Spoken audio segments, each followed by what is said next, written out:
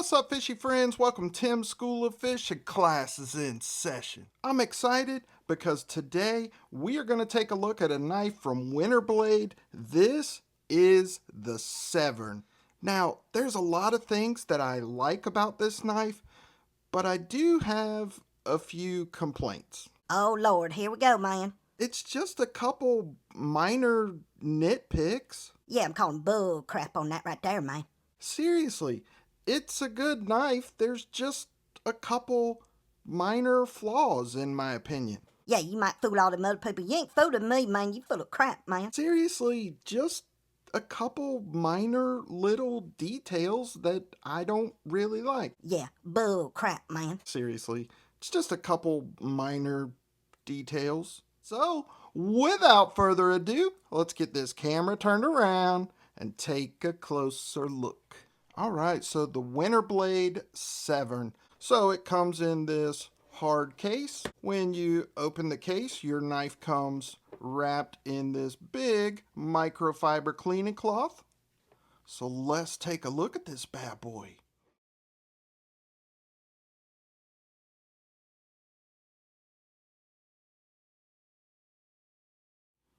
Alright, so this is the biggest one that Winderblade has ever done. Our overall length here is 7.75 inches. We've got a 3.25 inch blade and a 4.5 inch handle. We've got kind of a modified sheep's foot blade here with a thumb stud and a thumb hole. Cool feature about this thumb stud that we'll talk about in just a minute. We've got a stone washed finish on this one. This is M390 blade steel. Nothing on the show side, and on the clip side you can see Winderblade there etched on the blade. I'm not really a fan of that. I can sort of do without that. Maybe just a logo would be better, but I don't like that big giant writing on the blade. Just not a fan of it. So this one has a crossbar lock that he's calling the stealth lock. It's also got a little tab back here that you can use. I'll talk more about that in just a minute. We've got DLC coated titanium handle on this one, and you can see there that we've got Severn etched on the handle. I also do not like that. I can do without all the billboarding. We've got a T8 torque screw on our pivot, T8 body screws, and on our clip, and our clip is reversible. I would have liked if they put an extra screw there, maybe to just fill that hole. All the edges are chamfered down pretty nicely, but it is sharp right here and right here. The action on this is very good. It's easy to thumb flick. It's easy to reverse flick. You can deploy it with the crossbar lock. The action is very smooth on this one. Fires out of there with authority, and it doesn't take much force at all to reverse flick it. The crossbar lock is nice and smooth as well. However, let's talk about this little hidden spine lock.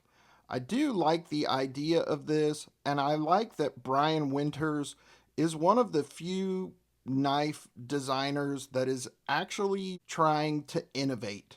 I really love that about him, but I think this falls a little bit short because it's really hard to get to, in my opinion. If they could just extend that tab upward just a little bit, I don't think it would get in the way when you're holding it and using it, but as it is, it's just kind of difficult to get to, and it sort of digs into your finger. I'm just not a fan of this. I like the idea of it. I just don't like the way that it's executed.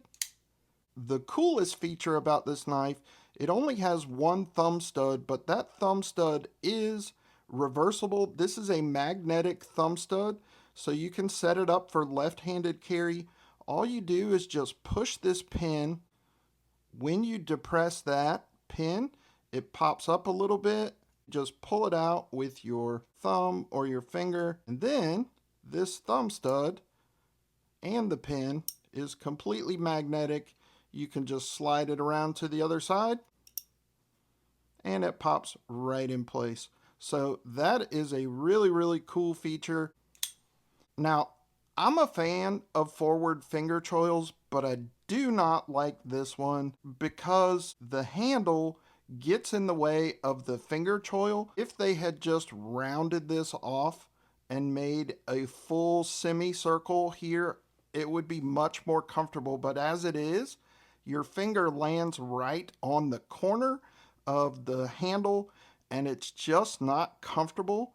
In my opinion, the way your finger rides in that finger choil, I really would have loved to see this edge rounded off some. So as it is, I don't like that finger choil at all. This is uncomfortable when I choke up into that finger choil. It does feel good in a hammer grip. There are no sharp edges, but like I said, these corners right here are pretty sharp, and I can see how if you were doing some hard use, it might become a problem. Of course, the clip just melts into your hand. You can't feel that at all. So it feels pretty good in a hammer grip. Reverse grip feels pretty good. Gas station stabby grip feels good. But in my opinion, that finger choil is just useless. I would like to have seen them round off the handle or either just do away with the finger choil completely and give us more cutting edge. So there you go, boys and girls. That is the Winderblade Severn. Like I said, I like the idea of this knife. I like that spine lock. I think it's a good, innovative idea. I just think it was executed poorly. I am a fan of finger choils, but again, I think that was executed poorly. I think he nailed it on that thumb stud. I think that is perfect. And like I said, I'm not a fan of all the billboarding.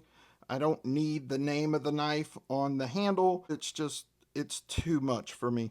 As always, guys, I appreciate you for watching. Give me a thumbs up. Drop me a comment down in the comment section. Let me know if you have any knives from Winderblade. Let me know what you think about this one. And if you're not subscribed to the channel, please consider doing so. Just click my logo right over there. That's it for this episode of Tim's School of Fish, boys and girls. Class dismissed.